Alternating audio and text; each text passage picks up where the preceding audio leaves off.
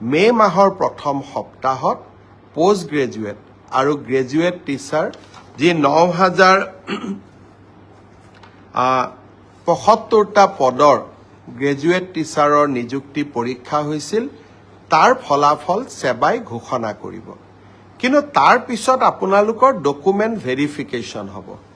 আৰু ফাইনেল নিযুক্তি 10 অক্টোবৰত হ'ব আৰু 10 অক্টোবৰলৈ আপোনালোকে ধৈৰ্য ধৰিবই লাগিব কাৰণ আমিও আপোনালোকৰ অকণমান ধৈৰ্যৰ পৰীক্ষা কৰিব খুজিছোঁ ঠিক সেই ধৰণে যিসকল শিক্ষকে মোক সুধি আছে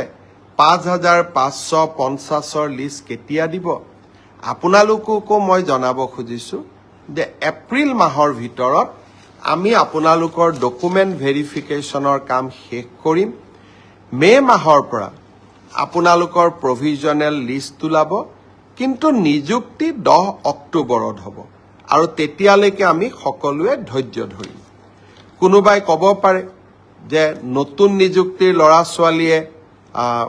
যদি ইমান দেৰিকৈ দিওঁ তাতো পোষ্ট ল'ব নেকি নহয় নতুন নিযুক্তিৰ তালিকা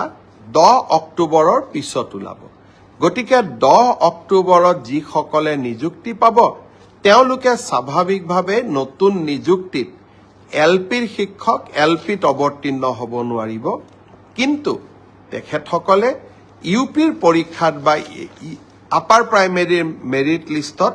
তেওঁলোকৰ নাম ডেফিনেটলি অন্তৰ্ভুক্ত হ'ব পাৰে গতিকে মই সকলোকে ধৈৰ্য ধৰিব ক'লো গ্ৰেজুৱেট আৰু পোষ্ট গ্ৰেজুৱেট টিচাৰৰ ৰিজাল্ট মে মাহত কিন্তু আফটাৰ ডকুমেণ্ট ভেৰিফিকেশ্যন নিযুক্তি 10 অক্টোবৰত তেনেকৈ এলপি এমিৰ ৫,৫৫০ৰো ডকুমেণ্ট ভেৰিফিকেশ্যনৰ কাম এপ্ৰিল মাহত আমি সমাপ্ত কৰিম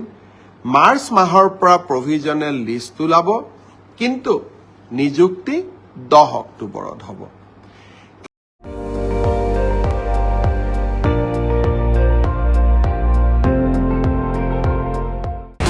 আপুনি চাই আছে ND24 সৰ্বশ্ৰেষ্ঠ নহয় সৰ্বোত্তমৰ দৌৰ